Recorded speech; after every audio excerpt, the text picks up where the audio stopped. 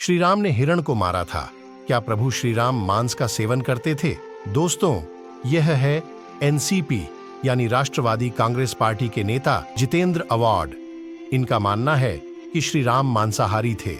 कुछ लोग यह भी कहते हैं कि श्री राम एक क्षत्रिय होने के नाते मांस का सेवन करते थे, इसीलिए तो माता सीता ने उन्हें हिरण मारकर लाने के लिए कहा था। यदि वे मांसाहारी नहीं थे तो क्यों माता सीता ने हिरण की मांग की थी? कुछ लोग यह भी कहते हैं कि माता सीता ने हिरण के चमड़े की मांग की थी क्योंकि वह उस चमड़े का आसन या वस्त्र बनाना चाहती थीं। आपसे रिक्वेस्ट है कि यह वीडियो पूरा देखें और क्या सही है यह जानना बहुत आवश्यक है। और अंत में हमें कमेंट में बताएं इस पर आपका क्या कहना है। दोस्तों, लोग सवाल करते हैं कि क्यों माता सीता ने हिरण के चमड़े की मांग की थी और राम भगवान उसे मारने भी चले गए, जबकि धर्म तो यह नहीं सिखाता। यदि ऐसा था तो श्री राम एक मांसाहारी थे। अब हम बताते हैं श्री राम ने ऐसा क्यों किया था।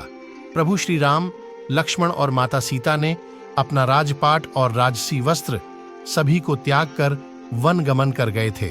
उन्होंने सन्यासियों के वस्त्र को धारण कर लिया था। वे सभी आर्षियों के आश्रम में रहे थे। वहां उन्होंने ध्यान और तप किया। बाद में वे दंडकारण्य में रहने लगे। पंचवटी में कुटिया बनाकर रहने लगे। उन्हें किसी मृगचर्म की कोई जरूरत नहीं थी क्योंकि वे शुद्ध, सात्विक और तपस्वी वाला जीवन व्यतीत कर रहे थे। आपने कभी देखा है किसी कुटिया में किसी ने पशु की खाल लटकाई हो? दूसरा, भारत में मैदानी इलाकों में और दक्षिण भारत में कभी भी पशु चर्म को वस्त्र बनाने का प्रचलन नहीं रहा। पशु चर्म को कपड़ी रूढ़ी के समान प्रयोग करने का प्रचलन केवल बहुत ठंडे या बर्फीले इलाके में किया जाता था, लेकिन कोई भी वैष्णवी चर्म का प्रयोग नहीं करता। असलियत यह थी कि माता सीता ने श्री राम से हिरण को मारकर लाने के लिए नहीं कहा था, बल्कि उसे पकड़कर लाने के लिए कहा था।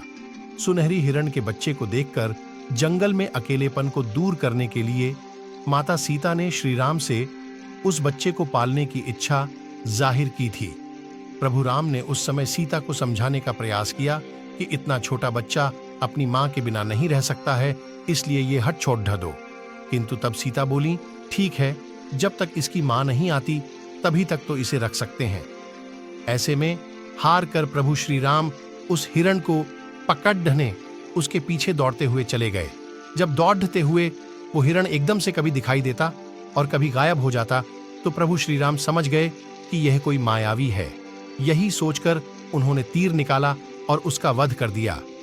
चूंकि प्रभु श्री राम विष्णु के लीला अवतार थे, इसलिए पहली नजर में उस मायावी राक्षस को देखने के बाद भी सामान्य पुरुष की भांति जब तक उसने अपनी माया नहीं दिखाई तब तक उसे एक छोटा सा हिरण ही समझते रहे और सीता की बात मानकर उसके पीछे दौड़ पड़े।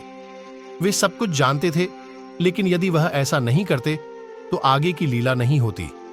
अतः प्रभु राम का आकलन मानवीय दृष्टिकोण से करना त्रुटिपूर्ण है। लेकिन फिर भी कुछ लोग करते हैं कि हिरण इसलिए मारा था कि उसे खाया जाए, क्योंकि प्रभु श्री राम क्षत्रिय थे और वे मांस खाते थे। इसका जवाब है कि रामायण में कहीं भी प्रभु श्री राम के मांसाहार सेवन के बारे में नहीं लिखा है। हर जगह श्री राम, लक्ष्मण और सीता के द्वारा कंदमूल खाए जाने का जिक्र मिलता है।